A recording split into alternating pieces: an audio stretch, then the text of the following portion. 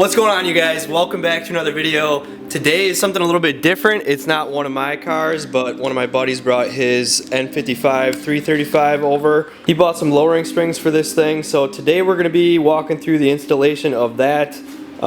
Just so you guys know, we're installing some H&R Sport springs and some OE Bilstein replacement shocks and struts. So this is kind of what that assembly looks like. I'm going to show you guys the wheel gap that we're working with now, and then show you guys how much it lowers and just give some impressions on how the installation goes and what it looks like and rides like at the end. So this is an XI, meaning it's the all-wheel drive model, and I know that the fronts are a little bit higher from factory on those, and it looks like we're sitting at about a little under 27 inches from the ground to the fender. I'd say about 26 3/4 to 7/8. So let's check in after the video to see how much the front lowered. Now let's go to the rear. And here's the wheel gap in the rear. A little bit lower, it's about 26.5 from ground to fender. But again, we'll be dropping it down, I believe, about 1.25 inches all the way around, but we will see how that ends up.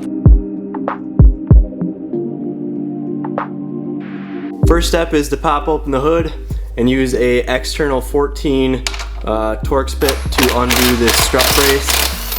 We can just pop the strut brace loose and then just pull it to the side. Now in the wheel well, you'll obviously take the wheel off, and the first step is going to be removing the sway bar end link.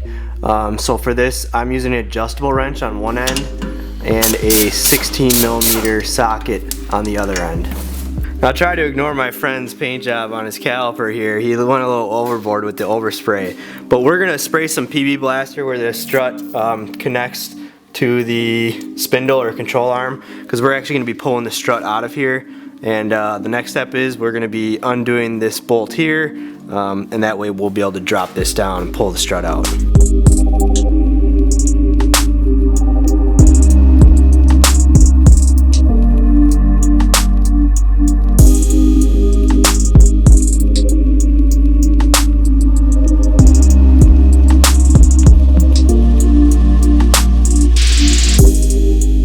So usually this bolt comes out and we're able to spread this out or pound this down. In this case, it kind of slid out when we were using the impact. But now the strut's free, so we're gonna go back up under the hood and undo those three 13 or 14mm bolts, and this whole thing should drop out.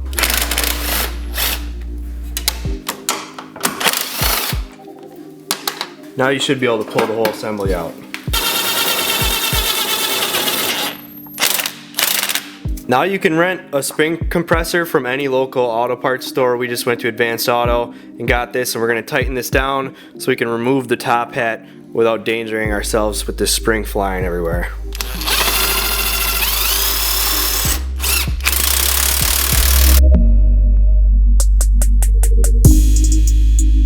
Once you've got the spring compressor on at the top of the strut, we'll pry this cap off to reveal the nut holding the strut in, and now we'll remove this nut. This is a 21mm nut, and we're going to use the impact to do this. Just make sure you steer clear and you stand on the side of this, just in case it does spring forward. You don't want to be standing right in front of it.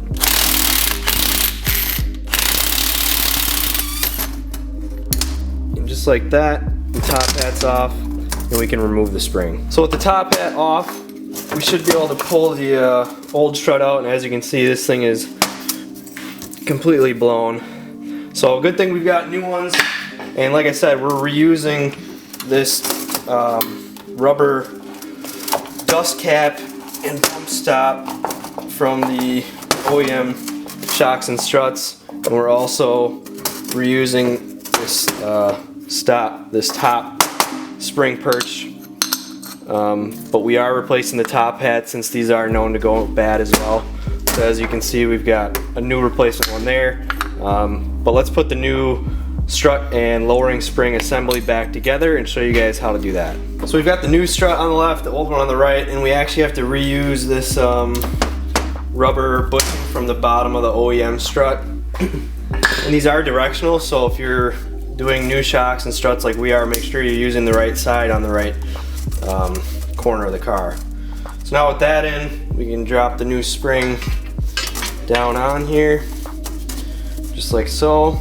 And like I said, we're reusing this the stock spring perch, I guess you would call this. So that just goes on like so. And then we've got the new top hat. And if you've got someone to help you compress this down, we'll be able to put the nut in just like so. Now with everything assembled and the spring seated in the right spots, we're just going to impact this. So now you can see the nut has compressed that, and we can install this whole assembly back in the car. Just cleaning this out and maybe putting a little bit of grease in there so that we can get the new assembly to slide down in this collar or sleeve properly. So now we're going to take the strut assembly and we're actually going to tighten it up at the top first. Just make sure you have your alignment pin in the proper hole.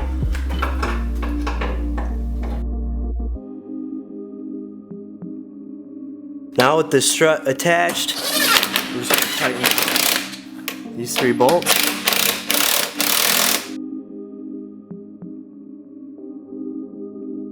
Now we've got the strut started in the spindle, but it's not seated all the way at the bottom. So we're actually going to drop the car down a little bit and use a jack stand underneath to help push this whole spindle up and get it seated in there properly.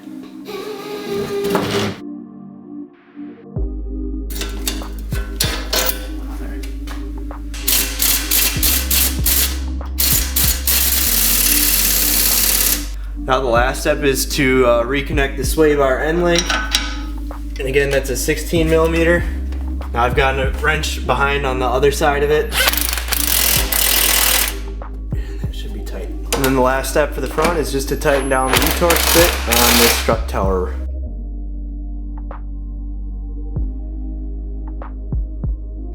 Underneath the car in the rear, you're going to see the spring arm here. We've got a tall jack stand compressing the spring. That way when we undo this, it's not going to fly down. But we're going to be removing this bolt here where the spring arm connects to the subframe. On this side it's an 18 millimeter, and on this side it's a 21 millimeter.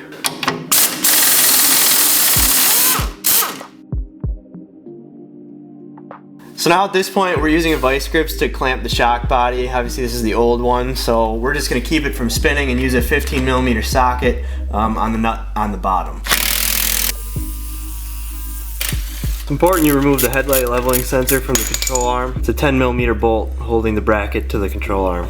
At this point, with the control arm bolt loosened and the shock mount loosened on the bottom, we can drop the jack we have holding this up, and it's going to slowly decompress the spring, and then we'll be able to pull it out.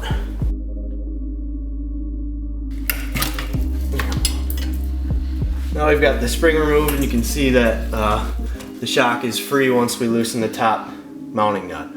Inside the trunk there's a few things we'll have to remove. We're basically taking this whole side panel off. We've also got the middle bottom panel already removed. There's going to be a headlight or a tail light cover easily removed. And then there's a couple of these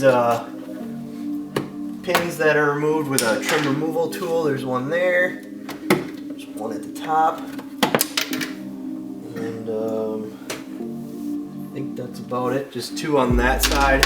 And then you'll use a T40 Torx bit to remove this black plastic piece in the rear.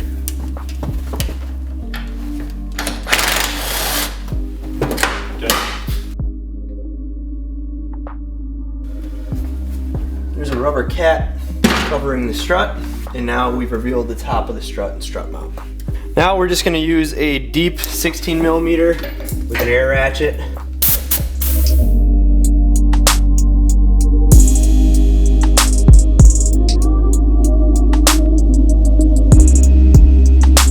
So here's the new strut, and again we're reusing the bump stock and dust sealed, so we're just going to place those on here for now.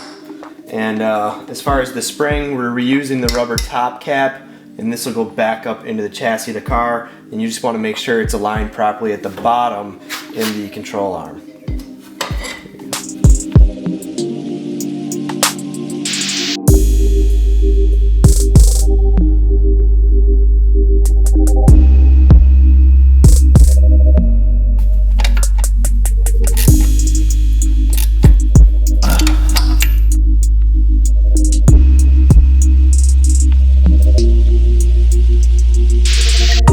Now to tighten the lower shock nut, I've got an adjustable wrench holding the body of the shock, and there's a 16 millimeter to tighten the nut at the bottom.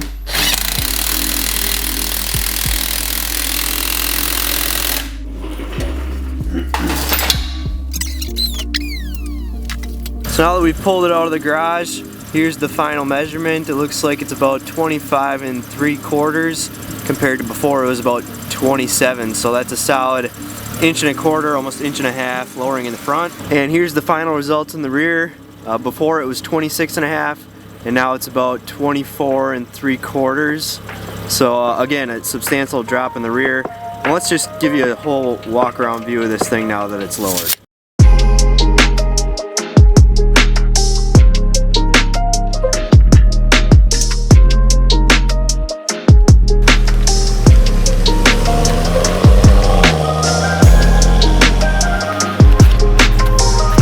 That's gonna wrap up this video. I hope you guys enjoyed. I'll link everything down in the description below, so if you guys want to do this to your car, you'll be able to. But until next time, be sure to subscribe, and I will talk to you later. Peace.